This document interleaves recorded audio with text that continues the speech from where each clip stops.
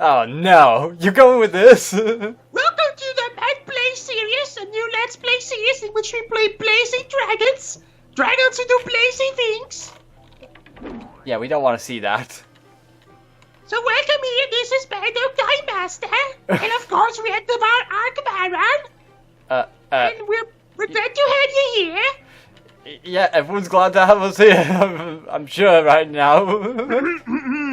And now for something completely different. It's... M&DPlay Phones, Blazing Dragons.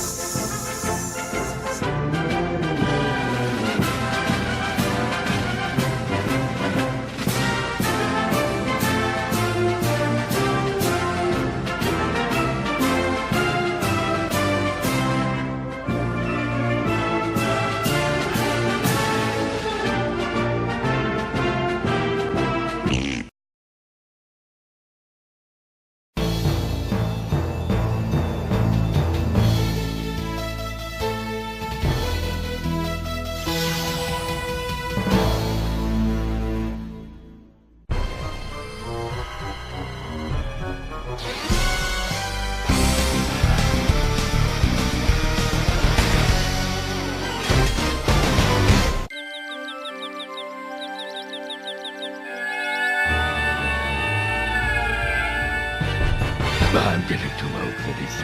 Curse those humans! They're attacking the royal mines again! Knights of the square table, defend our family jewels! We must defeat Sir George's men! Gasflame, establish a defense perimeter. Bernavere, report on troop strength. Blaze, you and I will attack in formation Delta Tango Orange. Or better yet, let's just rush in and torch those buggers. All camel hot! Run away!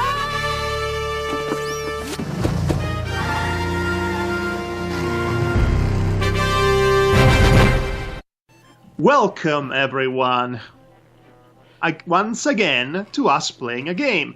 And yes, we're not here to sell you a parrot or to confuse a cat. We're here to play games, and we are playing with you. I mean, we're playing this game with you. That's Yes. what I mean, yes. And if you think the Monty Python references are off the charts already, what with me doing a terrible impression of a woman? Let me tell you, it is very appropriate because we are playing Blazing Dragons, which is as close to a proper Monty Python game you can get. And there is a good reason for that. You see, this is a brief history of the Blazing Dragons franchise, because it is a franchise. I did a bit of research too. Yeah, So- as did I. So, Yes, of course you did. So if I may start out yes, this. keep going. You see, Blazing Dragons was the brainchild of Monty Python's own Terry Jones, which you might remember as the guy who directed all 4 films of the Monty Python's group, which is to say, and now for something completely different, the much more notable Monty Python and the Holy Grail, Life of Brian, and finally The Meaning of Life. Yeah. Technically, the recently released animated documentary A Liar's Autobiography would be considered the 5th Monty Python's film, but it was not directed by Terry Jones. So I don't count it with the original pantheon, so to speak. But anyway, yes, Blazing Dragons came out as a cartoon, a British cartoon, in 1996. And simultaneous to that, this game was released, Blazing Dragons. Yeah. Now, this is a point-and-click adventure game that was not released for the computer market. In fact, this was meant for the then much more interesting and open market of the console scenery. That's what I want to say. Namely, this has been released on the PlayStation. The very first PlayStation, obviously. Yes. This being 1996, it was before the PlayStation really got on the map with Final Fantasy VII. Yeah, so before the big games decided to come out and play. Exactly. It was also released on the soon-to-be-doomed Sega Saturn. Anyway, the thought process behind releasing a point-and-click adventure game for the console is actually far more sound than you might think, because in 1996 already the PC market for that particular genre of games was well and truly bloated already. So the console, on the other hand, was a fresh new market for the genre. So they tried to sell this type of game to console users. How did it go? I don't think it went all that well, considering there was never a sequel to this. Yeah, and plus the only notable point-and-click adventure games on the PlayStation was this, which is not very well known, and the only other thing was Discworld. I forget whether both 1 and 2 got on, or whether it was only the second one that got onto the PlayStation.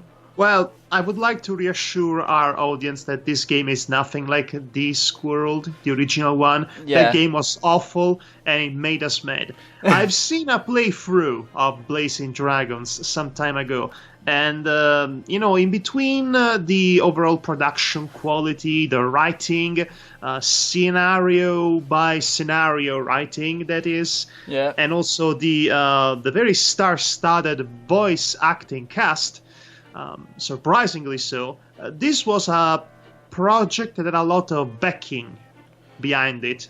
It's backing, so it goes behind it. Yeah. Logically. And yes, Terry Jones, a creator of the franchise, was one of the voices employed, obviously, in the voice casting. I will address the voice casting as we go into the game more organically and naturally. Yeah, of course. But anyway, so a brief note about the Blazing Dragons cartoon, which this game is supposed to be the companion piece of. Yeah, this should be interesting. This is actually the whole kettle of fish that should be interesting. Why don't you go ahead and tell the audience about it? Yes, but before that, why don't you show a 5-second clip of the cartoon? Sure. I'm pretty sure I can show the intro. Dragons and we're proud to say we fight for honor and we don't get paid. When the damsel's in distress, you can bet we're at our best. Blazing dragons, we will save the day.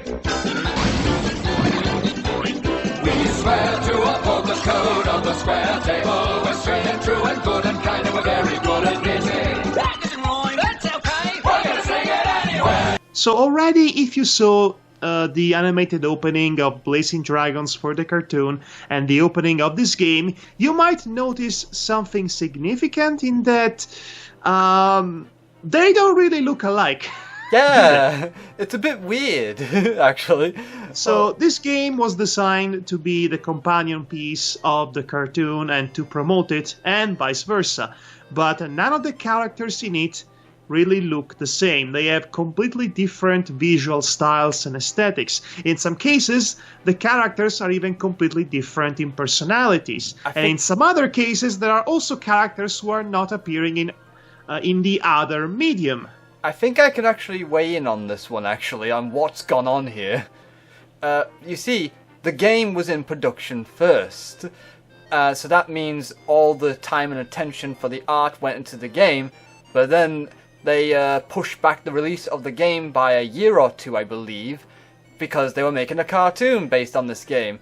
But the problem is, it seems like no one talked to each other during this development. Yes, it is one of those cases in which the right hand does not know what the hand that comes out of the forehead was doing. And the left hand was left all alone, not knowing why they had 3 hands instead of 2. Yeah, so while at first what I just said made sense at first until I said the last part. So this is interesting. We're not going to judge and compare the cartoon with the game during this entire experience, but Mad Hog may say that, but I'm afraid I'm going to do just that. However, I will not be comparing the two, but rather just bringing to light what these differences were, as I find this too interesting to simply pass up, and maybe some of you out there would be interested in knowing. So with that said, anytime a character pops up who has appeared in the cartoon or was replaced, I will do a quick aside about them and point out differences and maybe some tidbits. We're going to be judging this game on its own merit, on what it can offer both in terms of writing and game design, compositions, and all of the good stuff. Yeah. So, once again, after this long introduction is done for, this is Blazing Dragons. A redundant title, but that's the joke. Yeah, it's always the joke.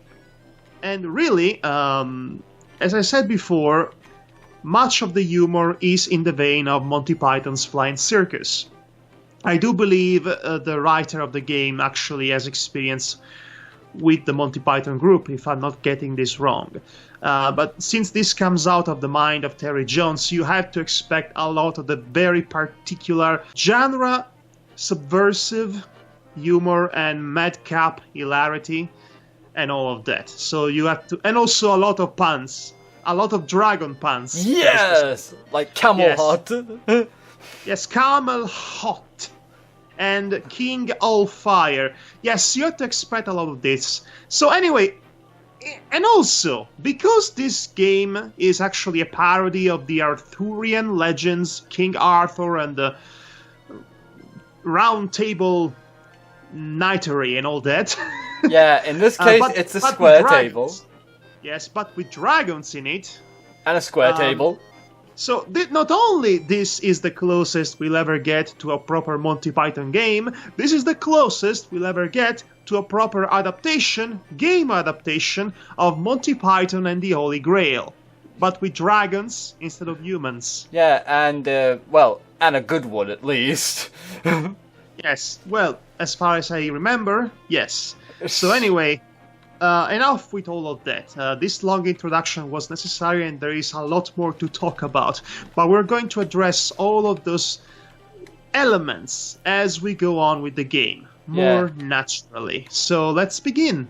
Okay, so let's get on with the game of Blazing Dragons by Crystal Dynamics, who are very popular back then. Or they've only released a handful of games, including the freaking Duckman adventure game. We have 2 loading screens. Yes, it's a console game. Loss, Sir George. We did lose 1,000 knights, but right. Hey, Rob Paulson. Extraordinary diamond. To start things off, we have Sir George. He wasn't in the cartoon, and instead we had Count Geoffrey to take his place, who acts as a comic relief villain if my memory serves me well. I've only just started rewatching the cartoon series by the time this video comes out, so any details I miss out, please do share them in the comments section below. And you know, Sir George sounds totally like Dr. Eggman. Listen to him. It's Dr. Eggman with armor. Mervyn. How can I make Camel Hot mine? Yes, so Mervyn in the cartoon was female. Yeah, and a witch. Now over here we have Mervyn, an obvious reference to Merlin. He too was replaced by a witch called Merle. So yeah, ignore mine and Mad Hog's blatant mistake when we mentioned Mervyn just being changed to a woman, and that's that. Okay, I said I wouldn't compare with the cartoon, and I'm immediately doing that. Well, it's very hard not to. Right then. Oh, and here's our protagonist. I'm immediately worried because this is how Discworld began. With the main character just awakening from his bed. This worries me immediately. Oh look, we have a dragon jester. Next up, we have Trevette here.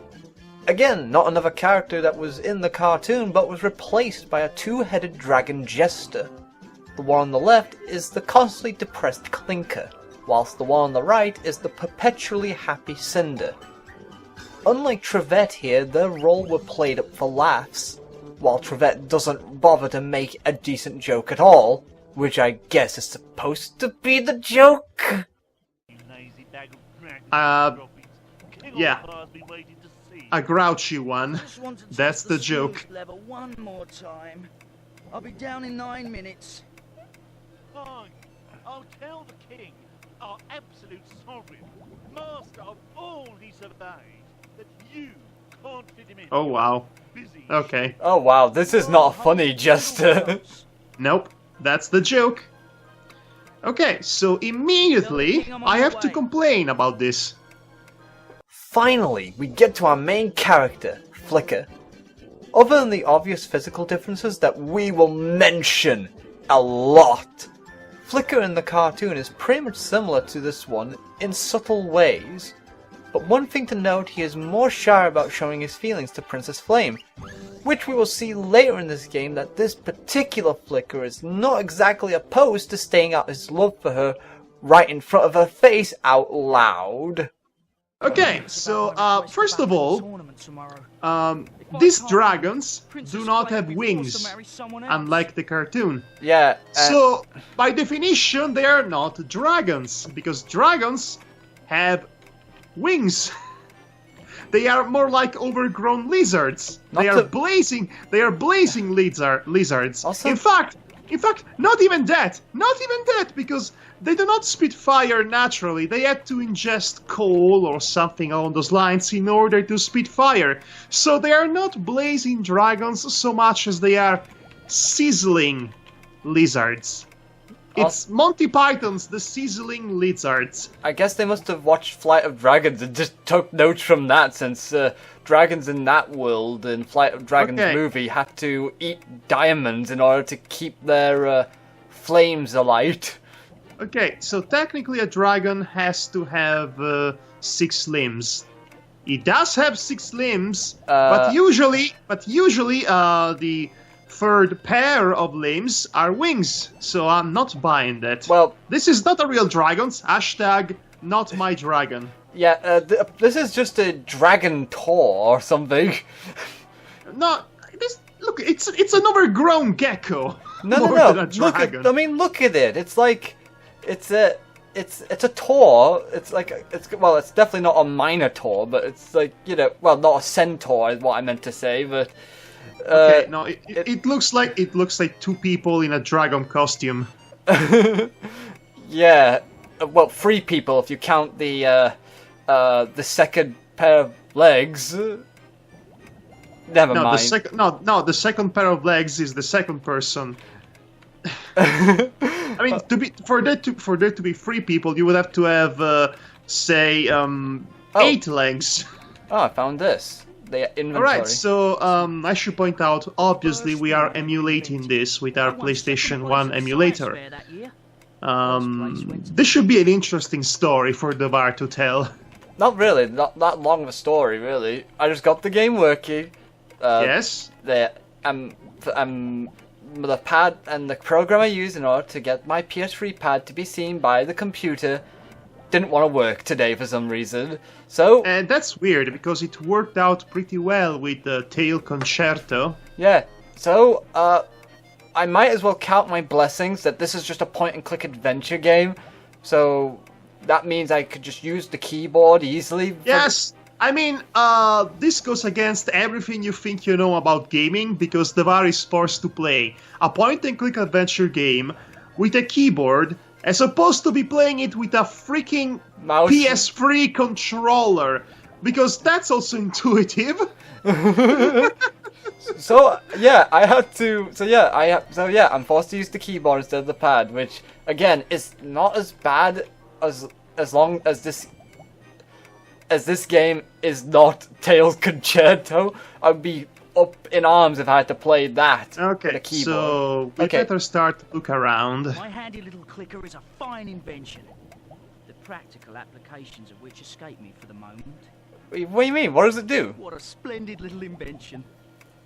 Perhaps someday I'll come to you'll find out eventually, I guess. Splendid little invention. Okay, so he's not going to say anything else about it. Okay, so triangle is the inventory. It's my pet moth, Pavlov. Pavlov? So far, I've conditioned him to stay in his jar even after the lid is removed. Oh, let's test that out then. Let's see, how do I get... Ah! Yeah, it's not dissimilar, the control scheme from a game like Sam and Max. Okay, this is gonna pick things up. Hello, little friend. Anxious to show all the nice people what a well-trained moth you are? Yeah, let's see it. Pavlov, where are you going? You're setting a terrible example at the beginning of the game. Bad, moth, bad. Oh gosh. Well, we have an empty jar. Well, that's useful for us. Let's take this A book. good inventor always has his invention book. Invention book, eh? Yes, invention book. Let's take a look at this invention book. Oh gosh, there's a loading screen for the invention book. It's a console game from 1996. There is a loading screen for Steam everything. provides the power source. Okay. The scrubber spins with enough force to clean just about anything, So, including okay grimy then. scales. So I guess you were trying to make the shower? Oh, this will be important for later. When you will have to invent a way to dish the washes. I mean, to wash the dishes. I mean, this is right here an invention to wash the dishes of the washing, and I say it is for washing the dishes, an invention that I made for washing the dishes. Indeed. Okay, so There are no more inventions back here. in other words, you only have 3 inventions. That's not Well, very... that's more inventions than most people, or should I say dragons, or should I say lizards, can come up with in a lifetime. Yeah, as opposed to how many lizards? I mean, is this not a cheese shop? I mean, is this not a video game? What do you mean that's treasure? That looks more like junk. There's like metal pieces and wood. Blaine calls it my junk pile, but one dragon's junk is another dragon's treasure. Well, I guess that means Flame wants you to clean up your damn room. Otherwise she's not going to be giving you the time of day. I have a cracking good view of Camel Hop from my window. Just like Windswind had from his window. Yeah, well, you know, the only difference is that in that game he had a dragon outside the window, but in this game we are the dragons. And by that I mean the overgrown lizards. Apparently he drips lighter fluid. Can I talk to the bed? Nothing to say. Can I do anything with I this? have no use for it while I'm... Okay, is there anything else we need to pick up? Hello, bed. I'm going to sleep in you tonight. Get ready. Oh. I would never move it. It's the last thing I see when I go to sleep and the first thing I see when I wake. Oh, is this a picture of your apple of your eye? It's a photo of Princess Flame. She's the apple of my eye, the cream in my coffee, She... the frosting on my cupcake.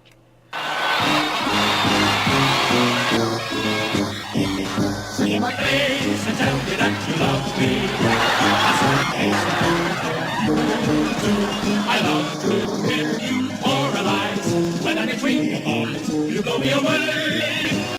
I'm sorry, the apple of my eye, I get very hungry. the cream in my coffee, the frosting in my whatever.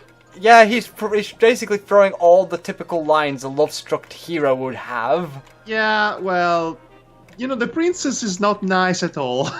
Just so you know. Which is the complete opposite of how she was in the cartoon, might I add. Workbench. Unfortunately, I'm stuck with this one. Well, it's quite a nice desk there. I mean, you could have had worse. I mean, you could have had one made of wood.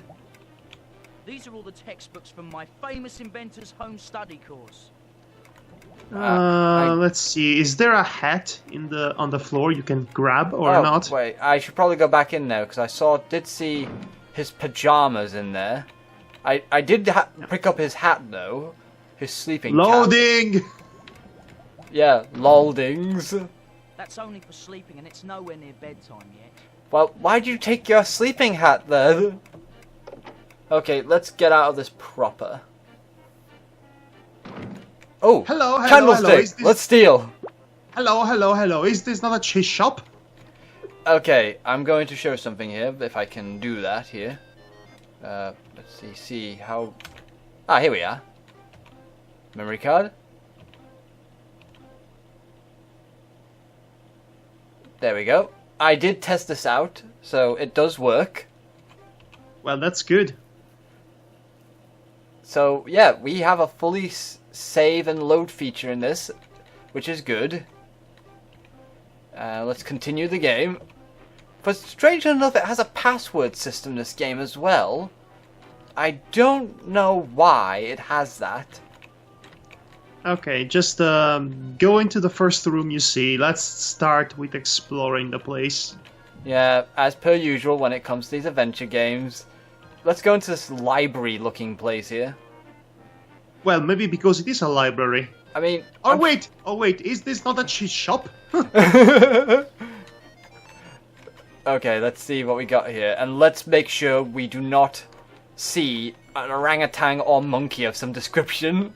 No, there isn't anything so evil in this game. Why, yes, you are Captain Obvious for the day. Thanks for noticing there. You know, it's kind of displeasing to see how Discworld tried so hard to be a bad Monty Python gag sketch comedy joke, instead of being actually Discworld. Yeah, well, it did well to be Discworld for a while until the end. Yes, for approximately 5 minutes. This chart denotes endangered species, which are protected by law. This will be important for much later in the game. Okay. But of course you have to have a freaking loading screen to see everything. Okay, cockroaches. There's only 2 of them left, and they're not even speaking. If they don't kiss and make up, the species is almost certainly doomed to extinction. Oh goody, that's wonderful to know. What's that? The man-eating hedgehog? Yeah, it's a man-eating hedgehog apparently. And what's that other thing there? Flat-billed, free-feathered mina. Okay. I was expecting a three-headed monkey. Birds with such excellent taste. Unfortunately, they taste excellent to the hedgehogs. Oh. Yeah, now this is not important to anything. They sent in a mediator. This does not tie into anything in the game. It's just what's the word? World building? Flavor text. Okay, let's get out of this room since it doesn't seem like... Oh wait, I did see another doorway, so I wonder if we can go far further in this library. No, you can't. Librarian Pureflame might be taking a nap back there. I probably shouldn't. You can't. There is nothing there for you. Also, character we'll never see, most likely. No, you will see him. Oh, him. It's weird. Librarian Pureflame sounded like a woman to me. Everything sounds like a woman to you. Okay,